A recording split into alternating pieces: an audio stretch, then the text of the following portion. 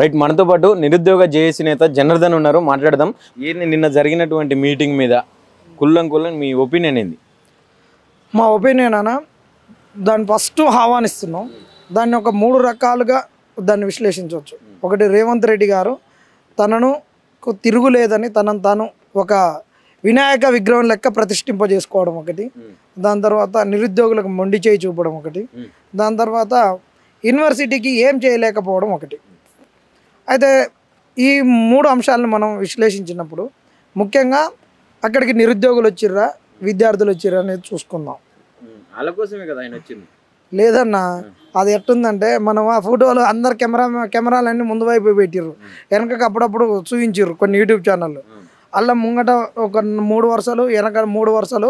ఎట్లా అంటే కల్తీ చేసినాం అనుకో, ఇప్పుడు మనం ఊళ్ళలో గడ్డిమోపు కడతాం, గడ్డిమోపు ఫస్ట్ గడ్డేస్తాం, మధ్యలో ఏమన్నా శాల గడ్డికి పోతే దొరికిన సొరకాయలు బీరకాయలు మధ్యలో వేసి పైన గడ్డేసి కడుతుంది చూడు. అట్లా ముందు వరుసలు కాంగ్రెస్ వాళ్ళు, వెనక వరుసలు ఎన్హెచ్ఏ వాళ్ళు, మధ్యలో ప్రొఫెసర్లు వాళ్ళు నాయకులు ఉన్నారు. ఇది అట్లా ఉంది. ఆహ్వానిస్తూనే ఆయన చేసిన తప్పులను కూడా చెప్తున్నాం. 20 ఏళ్లలో ఆయన ఒక్కడే వచ్చిననే తప్పు. ముఖ్యమంత్రిగా కేసీఆర్ గారు కూడా వచ్చిర్రు, కానీ అసలు ఎవరు రాలేదనడం తప్పు. ఆ రోజు ఆయన కంచెలతోటే వచ్చి, ఆయన కంచెలు వేసుకోలే, మళ్ళీ కాకపోతే పోలీసు వాళ్ళు ఉన్నారు కానీ కంచెలు వేసుకోలే. ఉంటారు ఏ ముఖ్యమంత్రి కానీ పోలీసు వాళ్ళు సెక్యూరిటీ బందోబస్తు ఉంటుంది అన్నా కానీ నేషనల్ వాళ్ళు కూడా ఊకోరు, ఐబీ వాడు కూడా ఊకోడు. కానీ ఈడ కంచెలు వేయడము, పోలీసు వాళ్ళు ఒక 10,000 మంది రావడం ఒక విచిత్రం.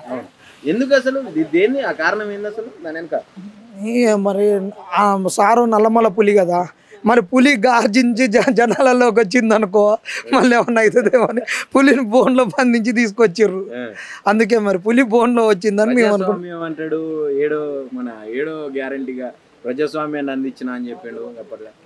కరెక్టే, 7వ గ్యారంటీగా కంచెలతో కూడినటువంటి ప్రజాస్వామ్యము. అంటే ఎప్పుడు ప్రజాస్వామ్యం అనేది ఎట్లుంటుంది అంటే, ఏ కంచెలు ఉండవు, ఏ రిస్ట్రిక్షన్స్ ఉండవు, ఏదైనా చేయొచ్చు. కానీ ఈయన ఏంటంటే కంచెలతో కూడిన ప్రజాస్వామ్యం ఇది. మరి కంచెలు బద్దలు కొడతాను అన్నాడు నాకు అప్పట్లో. అంటే ఆ మాటలు బాగా ప్రధానంగా ఒకటే సోషల్ మీడియాలో తిరిగినాయి. ఇక మన ప్రభుత్వం వచ్చిన తర్వాత కంచెలు బద్దలు కొడతాం, గోడలు కూల కొడతాం అని చెప్పి. కంచెలు ఆడ బద్దలు కొట్టిండు, ఆడ ఒక దళితుడు ఉండే దాని దగ్గర బద్దలు కొట్టిండు, బట్టి విక్రమార్క ఉండే కాడ బద్దలు కొట్టిండు. ఎందుకంటే ఈయన ఎక్కడో ఊరి బయట ఉన్నాడు, ఊళ్ళో ఆయన నుంచిండు, కంచెలు బద్దలు కొట్టిండు. ఎవడన్నా రావాలంటే ఊరు దాటి ఊరి బయటకు రావాలి కదా. ఆ కోపం మొత్తం ఈయన మీద ఎలా తీసిపోతారు, తర్వాత మన కాడికి వచ్చేసరికి కోపం చల్లారుతుంది, ఫస్ట్ ఆయన మీది పోని అన్నట్టు అంటారు కదా ఊళ్ళల్లో అన్నట్టు. ఆయన బట్టి గారు ఉన్నారు కాబట్టి ఆయన కంచెలు తీసేసి ఎవడు వచ్చిన కోపం వచ్చిన ఆయన కాడికి పోవాలి. మళ్ళా ప్రజావాణి కూడా ఆయనకే ఉంది, అందరూ ఈయన మీద పడ్డాక అయిపోతుంది, మన కాడికి వస్తారు అంటారు. అట్లా బట్టి గారి మీద కోపం చల్లారినాక ఆయన కాడికి పోతుంది అంతే. ఆయన మరి పారిగోడ ఎంత పెద్దగా ఉంది ఆయన ఇంటికాడ, ఆయన ఇంటికాడ ఎంత ఉంది పారిగోడ. అది కంచెలు అనేటటువంటిది ఆయనకు కావాలి. సరే, ఒక ఓయూ విద్యార్థులుగా, ఓయూ నాయకులుగా ఎప్పుడన్నా చూసిరా గతంలో ఉస్మానియా యూనివర్సిటీని కంచెలు బాదడం కావచ్చు, ఇదంతా కథ? అసలు యూనివర్సిటీలు ఇంతవరకు కంచెలు బాదలే.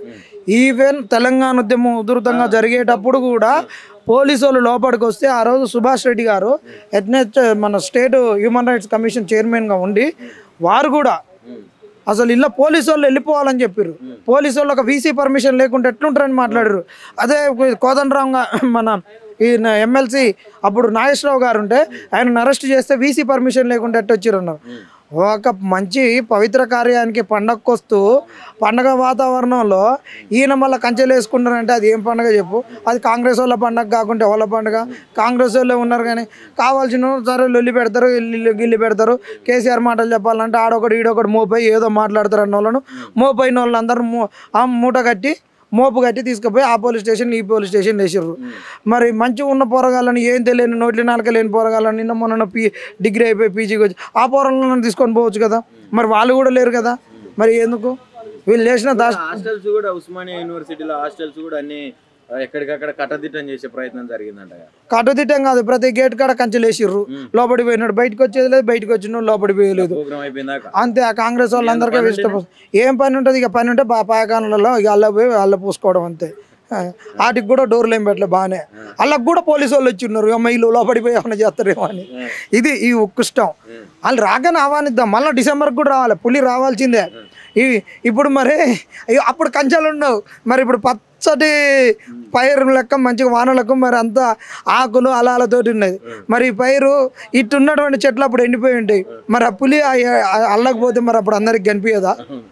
మరి అప్పటికి మరి ఈ పులి మరి ఎట్ట వస్తుందో ఏమో. స్వేచ్ఛని ఇస్తాం అప్పుడు అని చెప్తారు కదా. మొత్తం మీరు నిరసనలు చేసుకోవచ్చు, ధర్నాలు చేసుకోవచ్చు, ఏమైనా చేసుకోవచ్చు.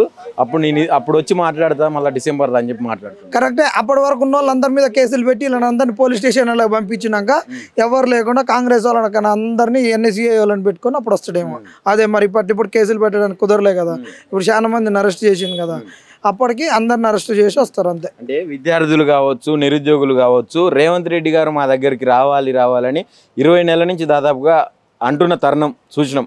మరి ఆ మాటల గురించి వచ్చిండా, అసలు దేనికోసం వచ్చిండు, ఆయన వచ్చిన తర్వాత దేన్ని ముఖ్యంగా ఉద్దేశించి మాట్లాడినట్టు మీకు అనిపించింది? ఏం లేదు, ఆడ ఉన్నటువంటి అధికారులు ఏదో రేవంత్ రెడ్డిని తీసుకొద్దాం, ఆయనతో రిబ్బన్ కట్ చేపిద్దామని వీళ్ళు పోయిర్రు. ఆయన కూడా ఏంటంటే ఇన్ని రోజులు మేము ఖాళీగా ఉన్నాం కదా, ఏమో పోతే అయిపోతుంది, యూనివర్సిటీకి ఇదే సందు దొరికింది, సందులో సడేమియా వాళ్ళే పిలుస్తున్నారు కదా, తప్పు ఒప్పో వాళ్ళ మీదనే నూక్తి అయిపోతుంది సెక్యూరిటీ మొత్తము. వాళ్ళు రమ్మంటే పోయినా సొంతంగా రాలేదు, వాళ్ళే ఎవరో పుట్టిన బిడ్డకు నా కొడుకని జాలపాడపోయినట్టు. అవి బిల్డింగులు 2, ఒకటి ఎస్టీ మినిస్ట్రీ నుంచి, స్టేట్ మినిస్ట్రీ నుంచి ఇచ్చినటువంటి 100 కోట్ల నుంచి 2 హాస్టళ్ళు కట్టిర్రు. ఇంకోటి రూసా నిధులు అంటే రాష్ట్రీయ ఉచిత శిక్ష అభియాన్ కింద ఇన్ఫ్రాస్ట్రక్చర్ డెవలప్మెంట్ కింద నిధులు ఇస్తారు, దాని కింద కట్టిన బిల్లు. ఇది ఒకటే కాదు, అన్ని యూనివర్సిటీలలో కట్టిర్రు. కాకతీయ యూనివర్సిటీలో కట్టిర్రు, తెలుగు యూనివర్సిటీలో కట్టిర్రు, ఉస్మానియాలో కట్టిర్రు. ప్రతి యూనివర్సిటీకి అసలు రూసా నిధులు అనేటటువంటి ఇంటర్మీడియట్ కాడి నుంచి ఉంటాయి. ఆ రూసా నిధులు దీన్ని బలిచినటువంటి నవీన్ మిట్టల్ని తీసేయమని ఆ రోజు ఈయన కొట్లాడిండు. ఆ రూసా నిధుల నుంచి వచ్చిన బిల్డింగ్ని ఈయన ఓపెన్ చేసిండు. ఆ రూసా నుంచి వచ్చినటువంటి ఆ రసంలోకి వెళ్ళి వచ్చినటువంటి మనిషే ఈయన. దానికి రిబ్బన్ కట్ చేస్తేందుకు వచ్చిండు. ఈయన ఇంకొక బిల్డింగ్ను ఓపెన్ చేస్తామనో ఇంక నిధులు ఇస్తామనో ఏం చెప్పాలి. మీరు అడుగురు నేను ఇస్తా అన్నాడు. బైబిల్ ఉంటుంది కదా, అడుగురి ఇవ్వబడును అని అంటారు కదా, మీరు అడుగురు నేను ఇస్తా అన్నాడు. అడగకముందు నాకు తెలియదా యూనివర్సిటీకి అప్పుడు నేను వస్తా అంటే కేసీఆర్ అడ్డించు ఎవరు లేడు. మరి వాళ్ళే ఉన్నారు, వాళ్ళు అడుగుదామన్నా వాళ్ళకి పదవులు వచ్చినాయి. అక్కకు బాలలక్ష్మికి పదవి వచ్చే, దయాకర్ అన్నకు పదవి వచ్చే, బల్మూరి అన్నకు ఎమ్మెల్సీ వచ్చే, కోదండరామ్ ఉద్యోగం పోయినోడికి ఉద్యోగం ఇస్తే ఇంకేమున్నది చెప్పు. చారకొండ అన్నకు విద్యా కమిషన్ వచ్చే ఆయన ప్రశ్నించే గొంతుక వాళ్ళు ఎట్లా ప్రశ్నిస్తాడు. ఇన్ని రోజులు మూగపోయింది ఆ గొంతుకకు. కొద్దిగా మరి ఈ చలికాలం ఈ వర్షాకాలం కొద్దిగా వేడి నీళ్ళు ఎచ్చని నీళ్ళు తాపిచ్చి పదవి ఇచ్చి జై కాంగ్రెస్ అంటేందుకు, జై రేవంత్ అని అంటేందుకు ఆ కౌన్సిల్లో మాట్లాడతాడు.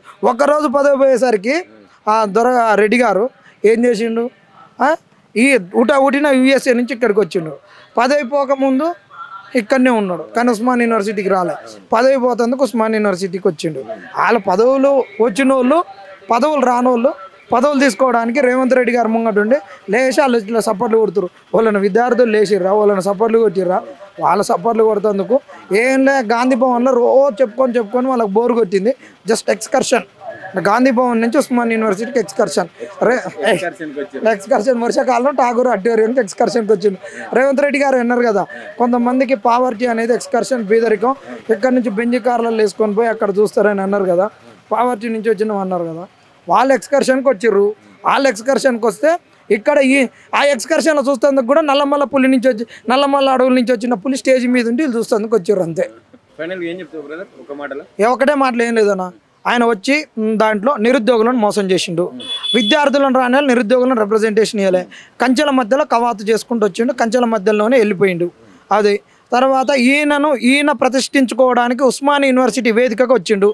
కానీ వీరు రావడానికి ముందు, ఉపన్యాసానికి ముందు నిరుద్యోగులకు, ఉస్మానియా యూనివర్సిటీ విద్యార్థులకు, ఉస్మానియా గడ్డకు వంగి క్షమాపణ చెప్పేది ఉండే. ఎందుకంటే గతంలో ఉస్మానియా యూనివర్సిటీని ఇదే 20 నెలల కిందట తాగుబోతులు వాళ్ళు బీరి అందిని తారణాకలు తిని అరిగిందాకా ఒర్లుతారని చెప్పినటువంటి ఈ రేవంత్ రెడ్డి గారు నిన్న ఉస్మానియా యూనివర్సిటీ తెలంగాణకు ఒక ప్రత్యామ్నాయము, ఒక పర్యాయ పదము, విడదీయని అనుబంధము, అవినాభావ సంబంధము, ఏంటంటే పెద్ద మాటలు మాట్లాడింది. కాబట్టి వీటిని అన్నిటిని వీరు ముఖ్యమంత్రి గారు దృష్టిలో పెట్టుకోవాలి, ఆత్మవిమర్శ చేసుకోవాలి.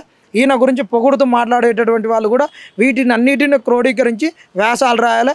ముఖ్యమంత్రి రాగానే ఉస్మాన్ యూనివర్సిటీకి రాగానే ఏం బాధలు తీరుతాయి, వచ్చిండని మీరు కనుక అనుకుంటే మా బాధలు ఏం తీరో అంతే. కాబట్టి రేవంత్ రెడ్డి రాకని కీర్తిస్తూ మీరు ఏం చేయగలి, వచ్చింది ఏం లేదు. రేవంత్ రెడ్డి మాటలు ఇట్లా బొంగురు ఏం లేదు, వచ్చింది ఆయన వచ్చిందంటే లోట పీస్ అయింది ఏం లేదు అంటారు కదా, అట్లనే ఆయన వల్ల వచ్చింది ఏం లేదు. కానీ రావడాన్ని ఆహ్వానించాలి. ఇంటికి తండ్రి వచ్చినప్పుడు ఏర్పాట కొడుకు తండ్రిని ఆహ్వానిస్తాడు. ఇప్పుడు నీ అయ్యి హైదరాబాద్కి వస్తే వెళ్ళగొడతావా? మనకు ఒక సంరక్షకుడు పెద్ద ఆయన మనకు తండ్రి లాంటి వాడు పాలకుడు వచ్చింది కాబట్టి ఆహ్వానిస్తాం. అంతే తప్పితే ఈయనకు ఫ్లెక్సీలు పెట్టి ఇక ఆయనకు పాలాభిషేకాలు చేసి ఇక రోజు మళ్ళీ డిసెంబర్ 9వ తారీఖు వరకు సోనియా గాంధీ బర్త్డే వరకు ఈయన గురించి ఏం చేయొద్దు. సోనియా గాంధీ బర్త్డేకి కూడా ఆ రోజు ఎందుకు వస్తానంటే సోనియా గాంధీ అమ్మ బర్త్డే రోజు మీటింగ్ పెట్టి ఆడేలో సోనియా గాంధీ బర్త్డే ఫంక్షన్ చేస్తాడు, చేసి ఈయన పదవిని పదిలం చేసుకుంటాడు. అంతే. Thank you brother.